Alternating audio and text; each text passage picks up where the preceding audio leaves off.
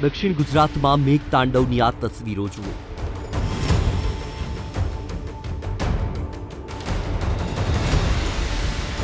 ગામ અડધું ડૂબી ગયું છે અને દ્રશ્યો એવા છે જાણે ગામનું પાદર લોકો માટે તો સ્વિમિંગ પૂલ છે। આ દ્રશ્યો બીજે ક્યાંયના નહીં પરંતુ સુરતના સણિયા ગામના છે, જ્યાં ગામમાં આશરે 5 થી 6 ફૂટ જેટલા પાણી ભરાઈ ગયા છે, જેમાં ગામના પાદરે આવેલા મંદિર, દુકાનો અને કેટલાક ઘરો પાણીમાં અડધે સુધી ડૂબી ગયા છે, જેના કારણે લોકોને સુરક્ષિત જગ્યા પર ખસેડવાની જરૂર પડી છે।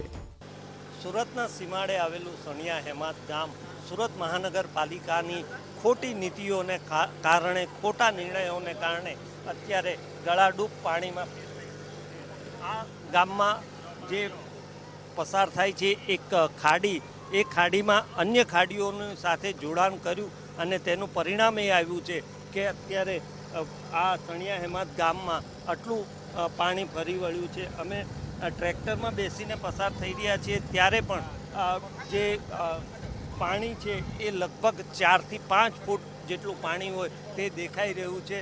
તેની સાથે સાથે આ ગામમાં આવવા જવાનો આ પાદરનો મુખ્ય રસ્તો છે, એ રસ્તામાં જ અત્યારે આટલું પાણી જોવા મળી રહ્યું છે।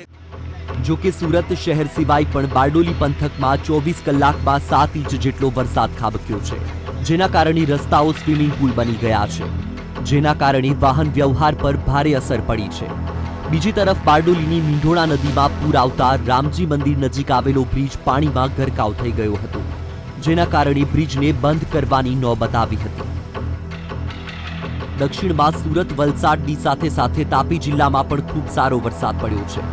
જિલ્લામાંથી પસાર થતી મીંઢોળા નદીમાં ઘોડાપુર આવતા વ્યારાથી ચીખલી જતો રસ્તો પાણીમાં ગરકાવ થઈ ગયો હતો, જેના કારણે 10 થી વધુ ગામડા સંપર્ક વિહોણા બન્યા છે। બીજી તરફ જિલ્લાના ડોલવણથી પસાર થતી ઓલણ, અંબિકા અને પૂર્ણા નદીઓ પણ બે કાંઠે વહી રહી છે, જેના કારણે નદી કાંઠાના તમામ ગામડાઓમાં એલર્ટ આપવામાં આવ્યું છે।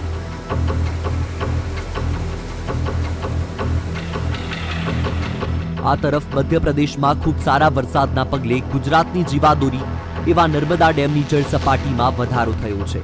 ડેમમાં 3.33 લાખ ક્યુસેક પાણીની આવક થઈ રહી છે, જેના કારણે હાલમાં 134.93 મીટર સુધી ડેમની સપાટી પહોંચી છે।